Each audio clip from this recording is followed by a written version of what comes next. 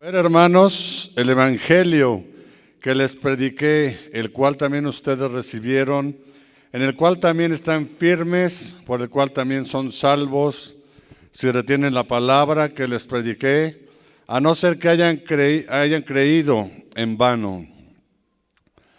Porque yo les entregué, en primer lugar, lo mismo que recibí, que Cristo murió por nuestros pecados, conforme a las Escrituras, que fue sepultado y que resucitó al tercer día, conforme a las Escrituras, que se apareció a Cefas y después a los 12, luego se apareció a más de 500 hermanos a la vez, la mayoría de los cuales aún viven, pero algunos ya duermen.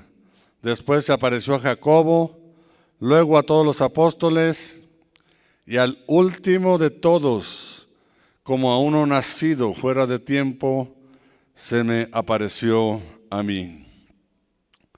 Vamos a orar por esta palabra. Padre, en esta mañana, Dios, ponemos esta palabra en tus manos, bendecimos tu palabra, es tu palabra, Dios.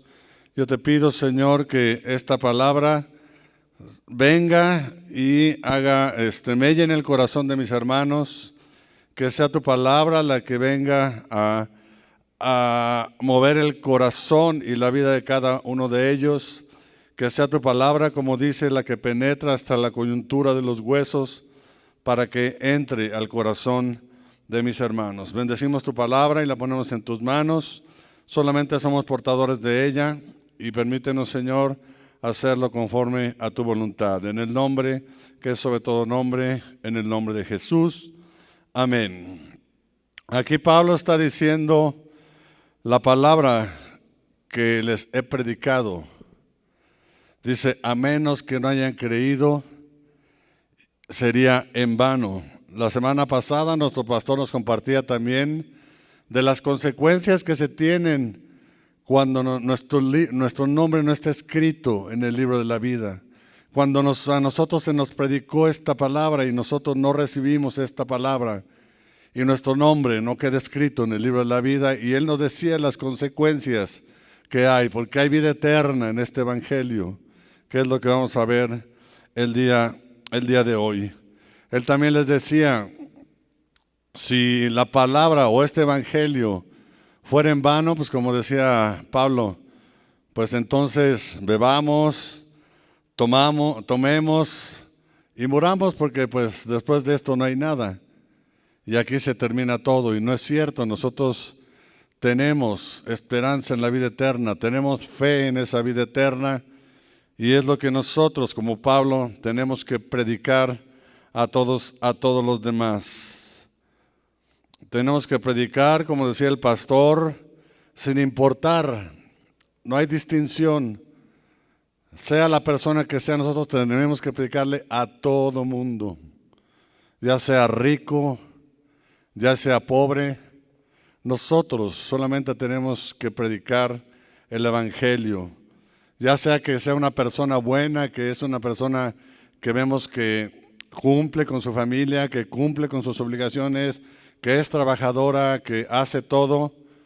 También tenemos que predicarle, así como a la persona que hace el mal, una persona delincuente, y a todos esos tenemos que predicarles. A las personas que están pasando por conflictos, por problemas, también a las personas que se encuentren bien en ese momento.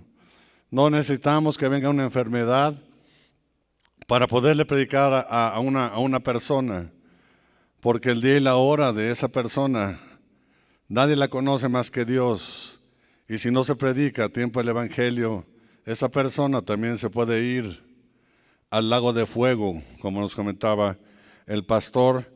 Y nosotros tenemos que predicar a esas personas con fervor, con amor, con valor, para que la gente reciba el evangelio. Todos escuchen este evangelio de poder. El apóstol Pablo compartió su experiencia de lo que él había vivido. Dice, lo que yo recibí también les comparto. Y vemos nosotros que conocemos la vida de Pablo, la transformación que el Evangelio y la palabra vino a hacer completamente en su vida. Los 12 apóstoles anteriores pues vivieron con Jesús, andaban con Jesús, pero Pablo no. Al contrario, Pablo perseguía a los cristianos. Pero cuando él recibe esta palabra es transformado completamente y empieza a predicar el Evangelio. O sea, esta palabra fue el instrumento que él aprendió que es necesario para la salvación de su alma. Él entendió que a través de recibir a Jesús, ahora su alma era salvada independientemente de todo lo que había él hecho. Y esta palabra se confirma en Romanos capítulo 10, versículos 8 al 10, que también ya nos había comentado el pastor. Si quieres no la busques, nomás yo te la leo. Pero ¿qué dice? Cerca de ti está la palabra en tu boca y en tu corazón. Es decir, la palabra de fe que predicamos. Que si confesares con tu boca a Jesús por Señor y crees en tu corazón que Dios le resucitó de los muertos, serás salvo. Porque con el corazón se cree para justicia y con la boca se confiesa para salvación. No solamente es creer, porque todo el mundo cree y todo el mundo conoce a Dios. Es necesario confesar que requerimos la salvación de Jesús en nuestras vidas y creerlo fervientemente con nuestro corazón. Que esa salvación ya está en mi vida, que esa salvación ahora, al haber recibido a Jesús, está en mi vida. Lo esencial de esta palabra es Jesús, el Mesías, el Dios el Mesías que murió por nosotros. El Dios, el Padre, lo envió para morir por cada uno de nosotros. Murió, como dice la Escritura, por nuestros pecados. Como dice aquí, fue enterrado y resucitó al tercer día. Y Él mismo dio fe de esa resurrección al aparecerse a Cefas, a los 12, a 500 y todavía a más, para que quedara constancia de que Jesús ha resucitado. Es una palabra simple, el Evangelio, es una palabra sencilla, pero es una palabra poderosa que nos da libertad y libertad a todo aquel que cree que Jesús murió y resucitó. Así como Pablo, que compartió las buenas nuevas, nosotros tenemos que compartir también esas buenas nuevas para que el Evangelio se comparta de una persona y a la que yo le comparto, él también comparta a otra persona y así cada persona vaya compartiendo, pero el Evangelio, la salvación tiene que llegar, como dice, hasta el fin del mundo, hasta lo último de Samaria, hasta lo último de Judea. En México tenemos que preocuparnos, sí, en orar por todas las naciones, por la salvación del mundo, pero a nosotros nos corresponde ver que se predique el Evangelio en el último rincón de la República Mexicana. Algunos de nosotros seremos llamados a misiones a otros lugares, a países pobres, a países lejanos, pero la mayoría tenemos la responsabilidad de predicar aquí el Evangelio hasta el último rincón de nuestro país. Somos administradores de las buenas nuevas. Dice Pablo, lo que yo recibí, o sea, me lo dieron.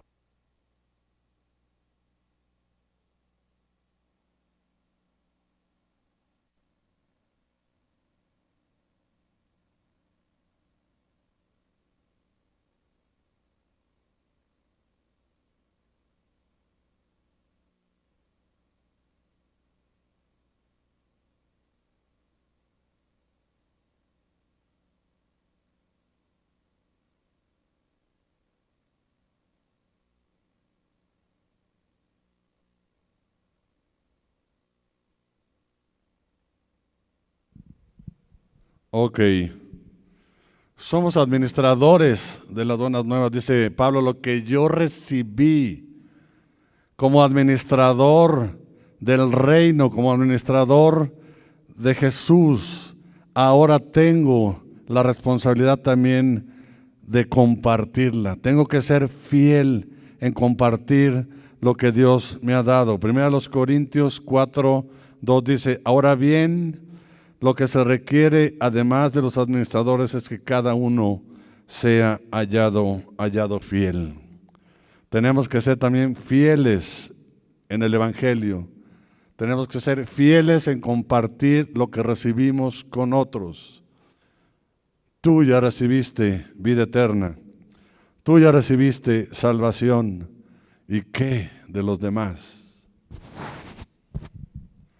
¿Qué de los que están en este momento sin Jesús en su vida, sin Jesús en su corazón?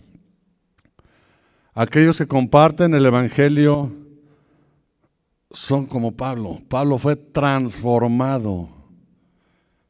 ¿Tú fuiste transformado? Recuerda de dónde te sacó el Señor. Recuerda dónde estabas tú antes de conocer el Evangelio. Muchos tal vez pueden decir, como yo decía, pues yo no hago daño a nadie. Yo soy una persona tranquila. No me meto con mis vecinos, no me meto con mis compañeros, no ofendo a mis amigos. Podría decirse, no necesitaba la salvación, pero no, yo también necesitaba recibir este mensaje de salvación en mi vida, recibir este mensaje de libertad, recibir este mensaje de vida eterna en mi vida. Si no, estaría igual que todo el mundo, sin esa palabra en mi corazón, sin el Espíritu de Dios en mi vida, sin tener fe y convicción en esta vida eterna. Porque aún así, siendo buenos, pues somos humanos y fallamos y tenemos problemas, pero tenemos a un Dios justo, a un juez que intercede por nosotros, a quien murió y perdonó todos nuestros pecados, que es Jesús. Evangelizar es ser un heraldo, es declarar valerosamente a través de la palabra lo que Jesús hizo en tu vida, lo que la resurrección de Jesús vino a transformar en tu vida, vino a cambiar tu vida. Pablo lo entendió perfectamente. Pablo fue uno de los predicadores, apóstoles que más escribió a las iglesias, que más estuvo haciendo también viajes misioneros, y esto lo podemos ver en 1 Tesalonicenses capítulo 2. Vamos a leer del versículo 1 al versículo 13 para que entendamos cómo es que predicaba Pablo. Ya vimos que tenía la responsabilidad de compartir lo que recibió, pero ahora vamos a ver el contexto de cómo predicaba Pablo el Evangelio. Primero a los Tesalonicenses, a partir de capítulo 2, a partir del versículo 1, dice: porque ustedes mismos saben, hermanos, que nuestra visita a ustedes no fue en vano, sino que después de haber sufrido y sido maltratados en Filipos, como saben, tuvimos el valor, confiados en nuestro Dios, de hablarles el Evangelio de Dios en medio de mucha oposición. Pablo venía de haber estado en Filipos. Ahorita vamos a ver qué es lo que pasó y qué es lo que sucedió en Filipos. Eso está en Hechos, capítulo 17. Ahorita lo vamos a ver, pero vemos el valor que tuvo Pablo, que después de ser maltratado por el mismo Evangelio, aún así él persiste en predicar este evangelio ante la oposición. Dice, pues nuestra exhortación no procede de error ni de impureza, ni es con engaño, sino que así como hemos sido aprobados por Dios para que se nos confiara el evangelio, Dios es el que respalda su evangelio. Así hablamos, no como agradando a los hombres, sino a Dios que examina nuestros corazones. El evangelio proviene de lo que Jesús hizo en tu vida, de tu corazón transformado, de tu corazón transformado por ese evangelio.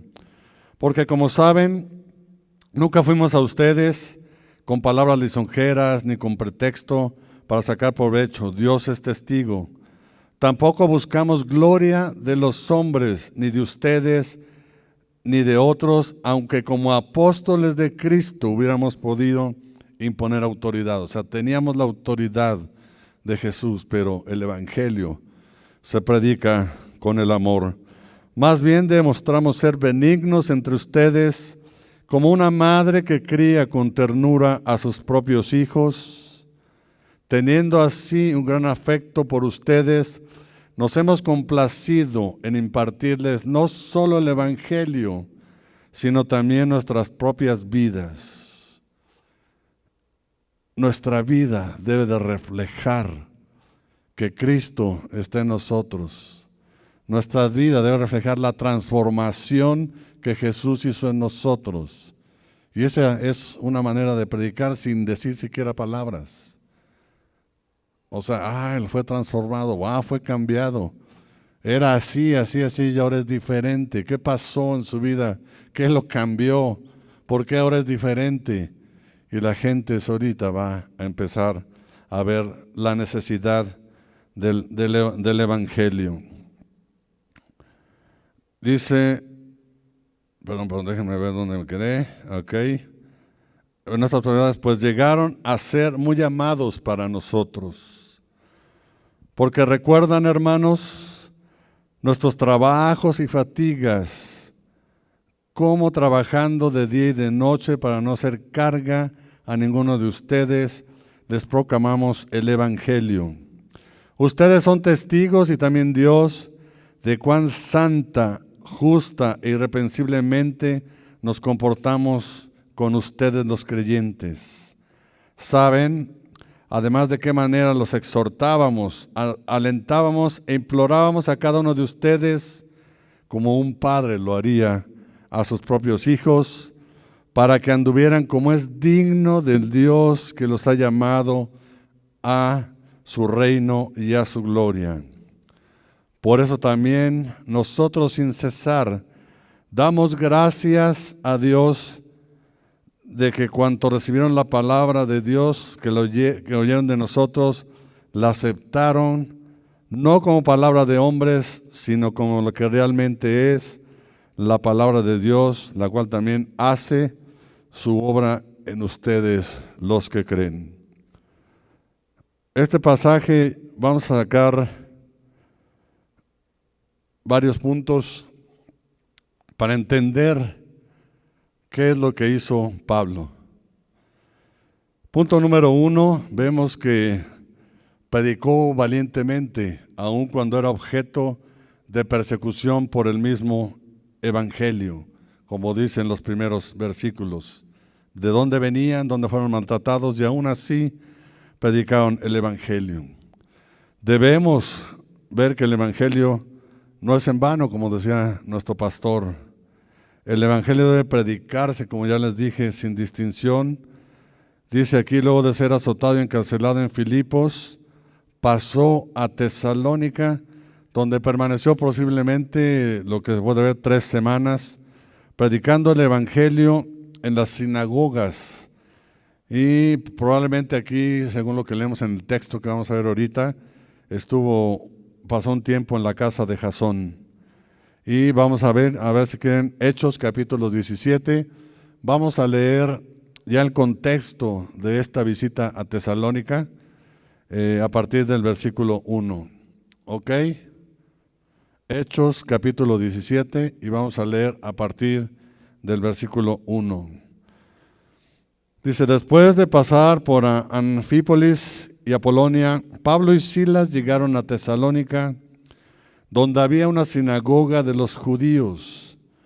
Pablo entró según su costumbre y por 3 días de reposo discutió con ellos bastante en las Escrituras, explicando y presentando evidencia de que era necesario que el Cristo padeciera y resucitara entre los muertos, diciendo, este Jesús a quien yo les anuncio es el Cristo. Imagínate, Pablo iba a las sinagogas.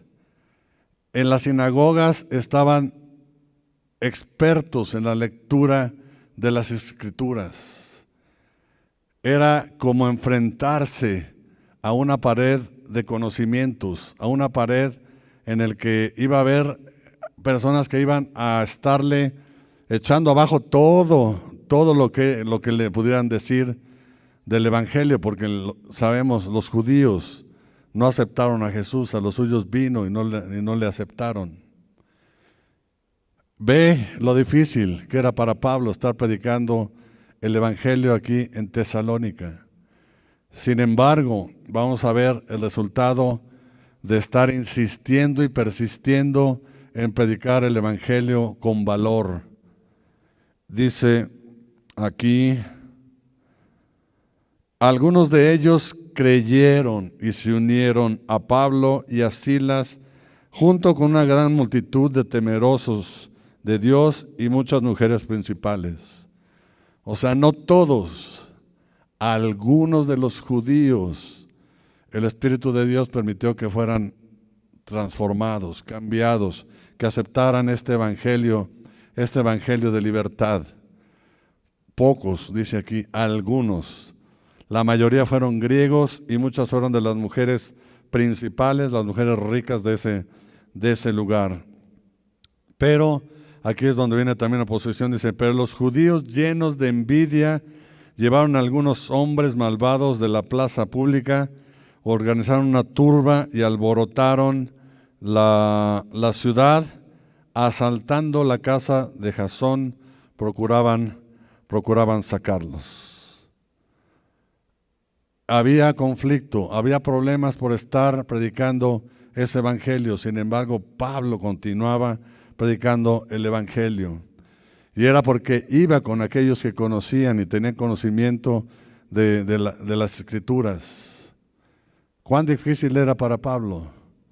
Yo pregunto, ¿cuán difícil sería para ti predicarle a aquellos que no son expertos en las Escrituras lo que Jesús hizo en tu vida, lo que Jesús cambió, lo que Jesús transformó, de dónde te sacó?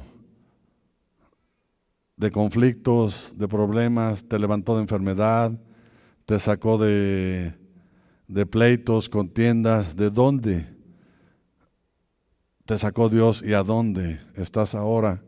¿Por qué no compartir con los demás? Si Dios permitió que alguien estuviera en las drogas, que alguien estuviera en el alcoholismo, que alguien estuviera en la delincuencia, y esos son los que ahora fueron rescatados y transformados y cambiados, y como Pablo, que iba y predicaba a los judíos, ahora ellos tienen que ir y predicar. Muchos de los que estaban en cárcel y recibieron a Jesús en la cárcel y fueron liberados no solamente espiritualmente, sino físicamente de la cárcel, ahora son de los que están predicando el evangelio en las cárceles. Muchos que fueron también sacados de drogadicción, de alcoholismo, están predicando eso. O sea, Dios les permitió también vivirlo porque hay necesidad ahora de predicar ese evangelio. Tienes que ver cuál es tu contorno, tu alrededor, pero principalmente tienes que predicar a aquellos que están a tu alrededor, tus vecinos, tu familia, tus amigos, tus hermanos. Preocúpate por ellos para que empieces a predicar a cada uno de ellos. Punto número 2. Vas a predicar un evangelio que es respaldado por Dios, quien prueba los corazones. No es tuyo, sino que es algo que Dios te dio y tú lo vas a compartir nada más. Predicar el evangelio, como decía, no fue a los tesalonicenses como agradando a los hombres, sino venían a predicar el evangelio porque querían la salvación de los tesalonicenses. A tal grado que dice, ahora les amamos. ¿Y cómo los tratamos? No era para que la gente dijera, son Pablo y Silas, o sea, son grandes predicadores, es el gran apóstol Pablo. Vayamos porque está el gran apóstol Pablo predicando ahí, ahora vamos nosotros también porque es un gran predicador. Solamente era administrador, solamente era portador de las buenas nuevas. Los que estamos predicando la palabra es porque somos portadores de esa palabra, porque no somos nada nosotros. Somos humanos como todos ustedes. Solamente llevamos esa palabra y el evangelio también para cada uno de ustedes. Hay que predicar ese evangelio, compartir con nuestra propia vida el evangelio, que la gente vea que somos completamente diferentes, como les había dicho, para que ellos también vean la necesidad de creer en Jesús y la necesidad de que esa salvación venga también a sus vidas. Es un evangelio respaldado por Dios. Pablo decía, no venimos con mentiras, no venimos con injurias, no es una palabra de engaño, sino es palabra de salvación. Es palabra de verdad la que traemos. Tanto que los tesalonicenses creyeron. Y veamos con qué actitud ellos compartieron ese evangelio. Punto número 3. ¿Qué actitud tuvieron Pablo y Silas? Era una actitud que reflejaba amor por aquellas vidas a las que les estaban compartiendo el evangelio. Era el amor de Cristo reflejándose en la vida de Pablo y de Silas. Decía que los trataron con benignidad, con apacibilidad, con humildad, con dóciles hacia lo que ellos querían. Decía también que no querían ser carga para ellos. Los trataron como una madre, o sea, con amor, con ternura, como una madre trata a sus hijos con amor y con ternura. Así trataron Pablo y Silas a los tesalonicenses y compartieron complacidos no solo el evangelio, sino sus vidas. Se preocuparon por ellos como padres, también decía Pablo, dice, como padres nosotros llegamos a amarlos, no siendo una carga financiera. Dice que trabajaban de día y de noche para su sustento, para no ser carga para aquellos a los que les estaban predicando el evangelio. El evangelio no tiene que ser una carga.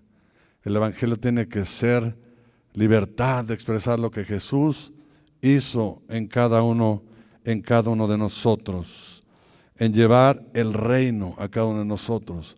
Pablo no se preocupaba por el que iba a comer, el que iba a vestir, sino él invertía en el reino. Se ve que la iglesia también le apoyaba para poder llevar a cabo esas misiones, porque ellos requerían para los viajes, para todo lo que estaban haciendo. Y es invertir en el reino, más que estar acumulando para uno mismo. El pastor nos decía, todas las bendiciones que tú recibas en esta tierra son pasajeras, porque esta tierra va a pasar. Por eso dice, es mejor no hacer tesoros aquí del cielo. El rico ya tiene su paga aquí. El pobre tiene que invertir en el reino y su paga va a estar allá. Y esto lo vemos aquí en Mateo capítulo 6, 19-20, que también nos compartió el pastor. Dice, no acumulen para sí tesoros en la tierra, donde la polilla y la herrumbre destruyen y donde los ladrones penetran y roban, sino acumulen tesoros en el cielo, donde ni la polilla ni la herrumbre ni la destruyen y donde los ladrones no penetran ni roban. Porque donde está tu corazón, ahí también está tu tesoro. ¿Dónde está tu corazón? Ahí está tu tesoro. Dice también Pablo que se comportaron con ellos de forma justa e irreprensible con ellos, que como padres los exhortaron y les motivaron y les decían, por favor, o sea, tienen que cambiar, tienen que tener ahora una vida diferente porque Cristo ahora está en ustedes. Tienen que andar conforme a lo que Dios quiere para ustedes, para que sean dignos de aquel que los llamó a su reino. Y por último decía que se gozaron en la salvación de los tesalonicenses. El Evangelio nos deja esa satisfacción de ver que aquellos a los que les hemos compartido ahora están aquí y ahora alaban y glorifican el nombre de Dios y ahora sus nombres están escritos en el libro de la vida. Dice que se gozaron porque los tesalonicenses recibieron la palabra, no como de hombres, sino que venía de Dios, y ahora ellos cambiaban por esa palabra. Ok, ese es el Evangelio que nosotros también ahora tenemos que compartir con todos los demás. Como Iglesia Camino de Vida también nosotros tenemos herramientas para que podamos nosotros compartir ese Evangelio, puedan ustedes, cada uno de ustedes, compartir ese Evangelio. Pero antes de comenzarles esas herramientas y métodos que tiene Camino de Vida, quiero presentarles unas gráficas de cómo se encuentra el evangelismo actualmente en las iglesias. Si me ponen la primera gráfica, por favor. Ok, ahí está. Aquí vemos, o sea, con qué frecuencia se ora por oportunidades para contarle a otros acerca de Jesús. Esta es una encuesta que puedes encontrar en Lifeway, que es una página que hace encuestas constantes también de los cristianos, de dónde se predica la palabra, cómo se predica la palabra, del crecimiento de las iglesias. Entonces dice aquí que el 23% ora todos los días para que se pueda predicar ese evangelio en todo lugar, en todo el mundo. Solamente el 21% ora unas veces por semana para que ese evangelio se comparta. El 12% ora una vez a la semana para que el evangelio se esté compartiendo.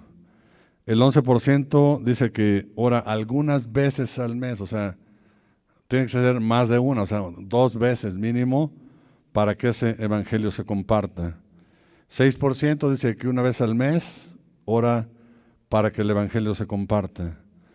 Pero el 27%, y esta es una encuesta a los cristianos, dice que realmente pues nunca oran para que el evangelio se comparta. Tenemos que orar para que el evangelio crezca, para que el evangelio se comparta.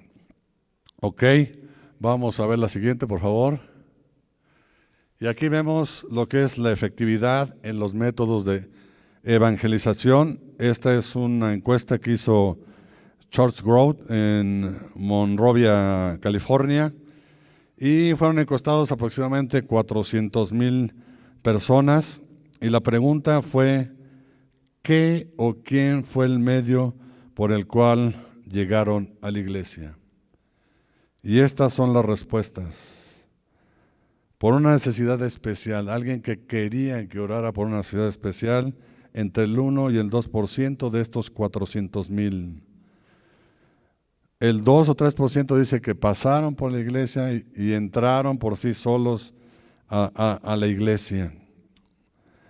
Y a los que dicen que les predicó el pastor y a través de esa predicación vinieron, entre el 5 y el 6%, para que veas la efectividad que también los pastores están predicando, pero no pueden hacerlo a todo el mundo.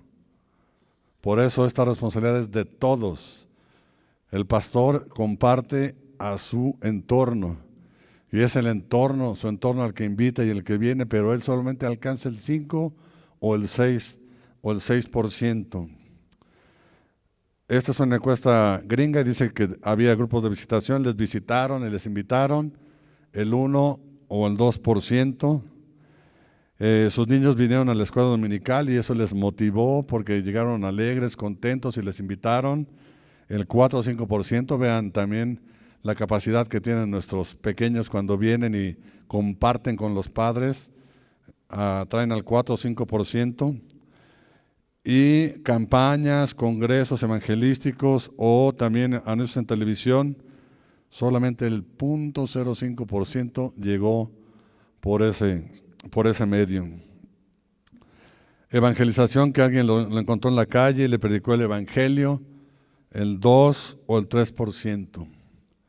Y de estos 400 dicen que el 75 o 90% fueron invitados por un amigo, por un familiar, por un conocido. Ese es el evangelio más efectivo. Ese es el evangelio que nosotros estamos queriendo hacer crecer. Ok. Yo quiero ahora, gracias por las gráficas, darte nada más también claves para evangelizar. La clave número 1 es que todos ante Dios tenemos el compromiso de compartir, como Pablo, la salvación. O sea, tenemos que compartir lo que Jesús hizo con nosotros a los demás. Es como nos decía el pastor en Mateo 28, 19, la gran comisión. Todos tenemos que ir a compartir.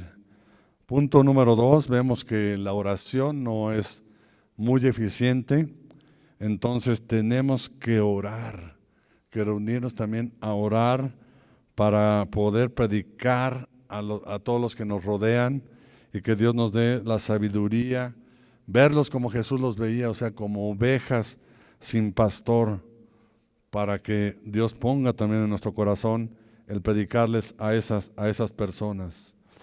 Número 3, tenemos que tener el valor de ser testimonio para los demás. Primeramente, con nuestra vida, que nuestra vida ha sido cambiada y transformada y que ahora la gente tiene que ver que somos diferentes para poder predicar después también con la palabra ese evangelio. O sea, no puedo decirle, Cristo me cambió cuando ellos ven que mi vida sigue siendo igual. O sea, por eso decía, realmente como Pablo fuiste transformado, ellos tienen que verlo, dice, por sus frutos los conoceréis, no sea el pastor que el árbol malo va a ser echado al lago de fuego y el árbol bueno pues va a dar frutos. Entonces, por sus frutos los conoceréis. ¿Ok? Ya por último, como camino de vida, ¿en qué estamos apoyando para poder a apoyarles a ustedes para que prediquen el evangelio en todo momento? En primer lugar, pues están los cursos de palabra de vida. Tenemos que capacitarnos, tener conocimiento de la palabra para poder predicarle a la gente, para poder incluso predicar a aquellos como Pablo que se enfrentan ante eruditos de la palabra. Pues nosotros también tenemos que tener conocimiento de la palabra para que ellos cambien como lo hacía Pablo con ellos. Punto número 2, ya anunciaron que el próximo 10 de enero va a iniciar las reuniones del Grupo Alfa. Y esto es algo sencillo, o sea, no tienes que decirle, vente que quiero evangelizarte, vente, te invito a mis cursos de Alfa. Tú nada más le tienes que decir, mira, vente, te invito a una cena y vamos a ver un video, a compartir con gente que va a ir a la cena, y es un video que va a motivarnos, un video que ha transformado vidas. O sea, te invito, vamos a cenar al Alfa. O sea, no tienes en ese momento que predicarle, sino invitarle al alfa. Esa es una herramienta. Y están también las casas de vida, que también ya a partir de enero van a empezarse ya a abrir casas de vida. Por eso ves ahora hay un stand allá afuera donde tú vas a poder pasar a ver qué casa de vida está más cerca de tu hogar, para que durante la semana también puedas estar siendo alimentado por la palabra, para que también puedas llevar gente a tu casa de vida donde el Evangelio también se predica y donde ellos pueden también aceptar a Jesús como Salvador en ese lugar. Acerca también al grupo de conectividad, que es el que está viendo que los nuevos también sean atendidos, asignados, bien recibidos, presentados ante los demás, porque normalmente cuando viene uno nuevo, pues no conoce a toda la congregación. Entonces necesitamos más predicar el Evangelio. Y también habíamos platicado con el pastor que a partir del próximo año también queremos ya establecer un grupo de oración, además del que lleva nuestra hermana Mireya, que ella está llevando un grupo de oración, de intercesión, vía redes sociales, para estar orando, intercediendo y conectándose online, pero queremos hacerlo ahora también de manera presencial. Vamos a estar llevándolo todos los sábados de las 8 a las 9 de la mañana. Vamos a estar orando. Ya el pastor nos dirá a partir de qué sábado de enero empezamos, pero la idea es que también cada ministerio lleve un sábado la oración. Vamos a tener también los temas dentro de los cuales vamos a estar orando por este evangelismo. O sea, hermano, no hay pretexto para no cumplir con el mandato que Jesús nos ha dado de predicar el evangelio hasta lo último de la tierra. En nuestro caso, los que estamos en México, hasta lo último rincón de la Ciudad de México, a los que estamos en la ciudad, hasta el último rincón de la ciudad o de nuestra colonia o de nuestro entorno, de nuestros vecinos. Si cada uno, o sea, no es necesario que tú te vayas a otra colonia a predicar. Si tú en tu colonia predicas a tus vecinos, a tus familiares, el evangelio va a crecer. Ya vimos que el más efectivo es el evangelio de persona a persona. Entonces, no hay pretexto y les invitamos a participar en esto. ¿Ok? Pues vamos a invitar al grupo de alabanza si nos acompaña para orar en esta mañana por este evangelismo. Y se pueden